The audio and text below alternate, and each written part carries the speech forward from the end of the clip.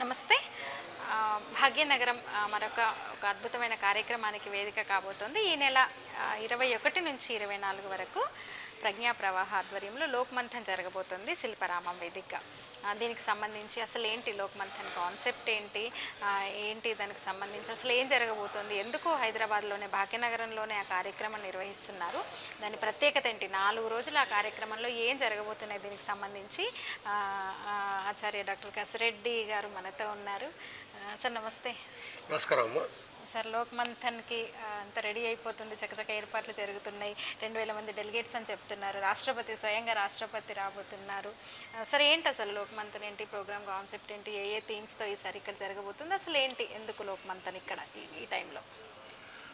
భారతదేశంలో లోక్ సాహిత్య, లోక్ విజ్ఞాన్ అనేటటువంటి మాటలు బాగా వినిపిస్తున్నాయండి. లోక్ అనేటటువంటి మాటను ఫోక్ అనేటటువంటి ఆంగ్ల పదం ఆధారంగా ప్రచారంలోకి తీసుకున్నా కానీ లోక్ అనేటటువంటిది ఇటు కన్నడంలో కానీ, తమిళంలో కానీ, తెలుగులో కానీ జానపదం అనేటటువంటి అర్థంలో మనం వాడుకుంటున్నాం. అంటే జానపద విజ్ఞాన మథనం అన్నమాట. ఎందుకొనకంటే భారతదేశంలో జానపదులు వేరే, నాగరికులు వేరే అనేటటువంటి విధంగా వలసవాదులైనటువంటి ఈ దేశంలో ప్రవేశించి అనేక సంవత్సరాలు ఇక్కడ పరిపాలన చేసినటువంటి వాళ్ళు ఈ ఇద్దరి మధ్యన విభజన చేశారు. ఆ కారణంగా ఇప్పుడు ఈ లోక్మంథన్ కార్యంతో ఒకసారి రాంచీలో, భోపాల్లో, గౌహతిలో 3 ప్రదేశాల్లో ఇదివరకు జరిగింది, ఇప్పుడు భాగ్యనగర్లో జరుగుతుంది. కాబట్టి ఈ నవంబర్ 22వ తేదీన భారత రాష్ట్రపతి చేత ప్రారంభోత్సవంతో జరిగేటటువంటి ఈ లోక్మంథన్ కార్యక్రమంలో అసలు జానపద విజ్ఞానం ఏంటి, సాహిత్యం ఏంటి, మెటీరియల్ కల్చర్, వస్తు సంస్కృతి ఏంటి, దీని ద్వారా ప్రాపంచిక జీవనంలో అది పొందినటువంటి స్థానం ఏంటి అనే అధ్యయనం, అనుశీలనం, పరిశీలనం జరుగుతూ ఉంది. అలా జరిగేటటువంటి దానికి ఎంతోమంది వస్తారు.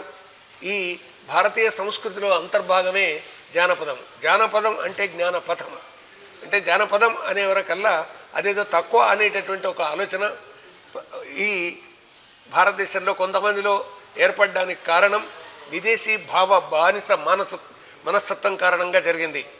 అంతేకాకుండా వాళ్ళు చేసినటువంటి చెడ్డ పని ఏంటి అని అంటే, ఈ దేశంలో 2 ట్రెడిషన్లు ఉన్నాయి. ఒకటి ఉత్తమ సంప్రదాయం, మరొకటి అల్ప సంప్రదాయం. Great tradition and little tradition అని. ఈ లిటిల్ ట్రెడిషన్ వాళ్ళంతా కూడా తక్కువ వాళ్ళు, గ్రామీణులు, జానపదులు, పల్లె జనం అని. ఈ గ్రేట్ ట్రెడిషన్ అనేటటువంటి వీళ్ళందరూ కూడా నాగరికులు, ఉత్తములు అనేటటువంటి విధంగా భారతదేశంలో చీలిక తీసుకురావడానికి ప్రయత్నం చేశారు. ఇదే విధంగా పాశ్చాత్య చరిత్రకారులు ఆర్య ద్రావిడ సిద్ధాంతాన్ని కూడా ప్రవేశపెట్టి ఆర్యులు వేరే, ద్రావిడులు వేరే, ఈ ఇద్దరి మధ్యన పొసగదు అనేటటువంటి విధంగా, అసలు ఆర్యులు ఈ దేశం వాళ్లే కాదు, ఎక్కడి నుంచో వచ్చారు అనేటటువంటి విధంగా చరిత్ర సృష్టించారు. కాబట్టి ఈ చీలికలు తెచ్చి భారతదేశాన్ని శాశ్వత కాలాల పాటు ఇక్కడ పరిపాలన చేయాలనుకున్నటువంటి ఈ విదేశీ వలసవాదులు ఈ దేశంలో ప్రవేశించి ఒకరు ఒక 800 సంవత్సరాలు, మరొకరు 200 సంవత్సరాలు పరిపాలించి భారతీయులకు చరిత్ర లేదు, ఓ సంస్కృతి లేదు, ఓ నాగరికత లేదు, బట్ట కట్టడం తెలియదు అనేటటువంటి విధంగా ప్రచారం చేశారు. కానీ భారతీయ ప్రపంచంలో జానపదులు వాళ్ళకు ఉన్నటువంటి సాహిత్యాన్ని అధ్యయనం మనం చేసినట్టయితే గ్రామీణులైనటువంటి జానపదులు ఈ పల్లెల్లో ఉన్నటువంటి వారు కూడా ఎంత గొప్పవాళ్ళో మనకు తెలుస్తుంది. భారతీయ సంస్కృతిలో రామాయణ, భారత భాగవతాలు కానీ, వేదాలు, ఉపనిషత్తులు, పురాణాలు మొదలైనటువంటి గ్రంథాలు కానీ, వీటిల్లో ఉన్నటువంటి సంస్కృతికి అనుగుణంగా ఈ చెప్పేటటువంటి ఏ జీవన పద్ధతులు ఉన్నాయో వాటికి అనుగుణమైనటువంటి సాహిత్యం, సంస్కృతి మనకు జానపదంలో కూడా కనిపిస్తుంది. ఒక్కసారిగా మనం అధ్యయనం, అనుశీలనం చేసినట్టయితే తెలుస్తుంది. ఇందులో వచ్చినటువంటి సాహిత్యంలో సామెతలు ఉన్నాయి, పొడుపు కథలు ఉన్నాయి, వచన కథలు ఉన్నాయి, గేయ కథలు ఉన్నాయి, గాథలు ఉన్నాయి. వీటన్నింటినీ అధ్యయనం చేస్తే మనకు తెలుస్తుంది. దశావతారాలు అని మనం చెప్పుకునేటటువంటి దాంట్లో ధర్మ రక్షణ నిమిత్తమే దశావతారాలు వచ్చాయని కదా. ధర్మ రక్షణ నిమిత్తం, దుష్ట శిక్షణ నిమిత్తం, శిష్ట రక్షణ నిమిత్తం, ధర్మ సంస్థాపన నిమిత్తం అని. అయితే జానపదులు చెప్పుకునేటటువంటి ఒక ఇంట్లోనే 10 అవతారాలు ఉన్నాయని జానపదులు చెప్పుకునే పాట మనకు ఒకటి వినిపిస్తుంది. ఎలాగా అని అంటే, ఈ మా పాప మామల్లు మత్స్యావతారం, కూర్చున్న మా తాత కుర్మావతారం, వరసగల మా బావా వరహావతారం, నత్తింట్లో మాయత్త నరసింహావతారం, చిన్ని నా కృష్ణుండు కృష్ణావతారం, చిన్ని మా అబ్బాయి కృష్ణావతారం.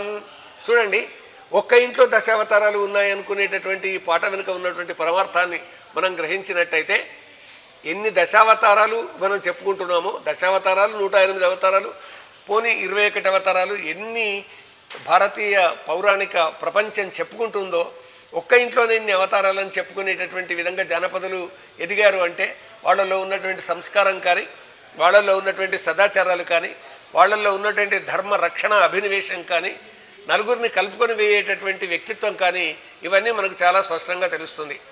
తెలుగు జానపదంలో ఒక దగ్గర జానపదం బాగా సేకరించినటువంటి రామరాజు గారు సేకరించినటువంటి ఒక పాటలో మనకు బాగా స్పష్టంగా తెలుస్తుంది.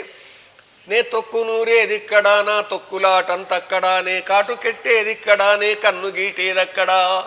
చిన్నదే ఇది, కానీ దీని వెనుక ఉన్నటువంటి అర్థం చూడండి. చిన్న గేయంలో నేను ఇక్కడ పనిచేస్తూ ఉంటాను, కానీ నా మనస్సంతా ముక్తికాంత వైపుగా ఉంది. నేను అలంకరించుకుంటున్నాను, కాటుక పెట్టుకుంటున్నాను, కానీ నా మనస్సంతా కూడా ముక్తి వైపుగా ఉంది. ఇంత పరమార్థం దీని వెనుక దాగి ఉన్నది అని మనకు తెలిసినప్పుడు జానపదం జ్ఞానపథం అని మనం అంగీకరించక తప్పదండి.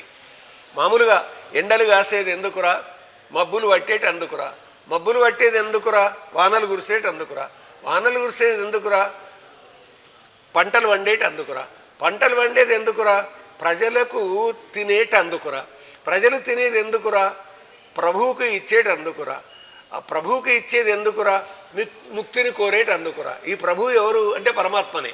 కాబట్టి పరమాత్మకు కూడా వారు నైవేద్యం పెట్టి ముక్తిని కోరుతారు అని ఎంత మహత్తరమైనటువంటి అర్థాలు ఇందులో నిక్షిప్తమై ఉన్నాయో చూడండి. అందువల్ల గాథలు కానీ, గేయగాథలు కానీ, సామెతలు కానీ, పొడుపు కథలు కానీ, వస్తు సంస్కృతి సంబంధించినటువంటి ఆచారాలు కానీ, కళా ప్రదర్శనలలో ఒకసారిగా మనం చూస్తే యక్షగానాది అనేక అంశాలు ఇందులో మనకు కనిపిస్తాయి. యక్షగానాది, బుర్రకథ, హరికథ, పురాణం, ఇంకా అనేక రకాలైనటువంటి ఊళ్ళల్లో జరిగేటటువంటి అన్ని ప్రదర్శనలు కూడా. అంతేకాదు ఓ బతుకమ్మ పండుగ, ఓ బోనాల పండుగ, ఒక పోతరాజుల పండుగ, ఓ మైసమ్మ పండుగ, మరో ఎల్లమ్మ పండుగ, ఎన్ని రకాలైనటువంటి ఇవన్నీ జానపద విజ్ఞానానికి మనకు అనుగుణంగా కనిపిస్తున్నటువంటివి. వాటి లోక్ మంథన్ అంటే జానపద సాహిత్య మథనం. దీని నుంచి తీసేటటువంటి అమృతాన్ని 10 మందికి పంచేటందుకు గానే ఈ కార్యక్రమాన్ని నిర్వహణ చేస్తూ ఉన్నారు. రాంచీలో జరిగింది, భోపాల్లో జరిగింది, గౌహతిలో జరిగింది. ఈ 4వ మహాసమావేశాలు 3 రోజులు ఇక్కడ జరుగుతున్నాయి. శిల్పకళా వేదిక ఆధారంగా శిల్పారామంలో జరిగేటటువంటి వీనికి భారత రాష్ట్రపతి ప్రారంభోత్సవం చేస్తారు. రాష్ట్రీయ స్వయం సేవక సంఘ్ సర్సంచాలక్జీ మోహన్ భాగవత్జీ ముగింపు వరకు ఉంటారు, పర్యవేక్షిస్తారు. కాబట్టి ఇందులో మనం పాల్గొందాం, తెలుసుకుందాం. అనేక రకాలైనటువంటి ప్రదర్శనలు ఉంటాయి. నిత్యము కూడా ఈ వైభవాన్ని ప్రదర్శించేటటువంటి ఉంటాయి. జానపద సాహిత్యము, సంస్కృతి ఏ విధంగా ఏకాత్మ భావనను నిర్మాణం చేస్తుందో, ఒక సంఘటిత శక్తిని నిర్మాణం చేస్తుందో, ధర్మ రక్షణ వైపు మనల్ని నడిపిస్తుందో, దేశభక్తిని, దైవభక్తిని మనలో నిర్మాణం చేస్తుందో, అంతేకాకుండా మనలో అందరినీ కలిపి ఒకే ఏకాత్మ భావన వైపు తీసుకొని వెళుతుందో, అవన్నీ కూడా మనం తెలుసుకునేటటువంటి ప్రయత్నం చేద్దాం. ఈ ప్రయత్నంలో భాగంగా ఈ 3 రోజులు జరిగేటటువంటి ఈ సమావేశాల్లో పాల్గొందాం, విషయాలు తెలుసుకుందాం, 10 మందికి చెబుదాం. లోకమంథన్ జానపద సాహిత్య మథనం, మథనం నుంచి అమృతం పుడుతుంది. అమృతం లాంటి అద్భుతమైనటువంటి ఆ అంశాలను తెలుసుకుందాం, స్వీకరిద్దాం, మనం సొంతం చేసుకుందాం, 10 మందికి చెబుదాం. ఇదండి ఈ లోకమంథన్ ద్వారా మనం ఆశించేటటువంటి ప్రయోజనం. హరి ఓం తత్సత్.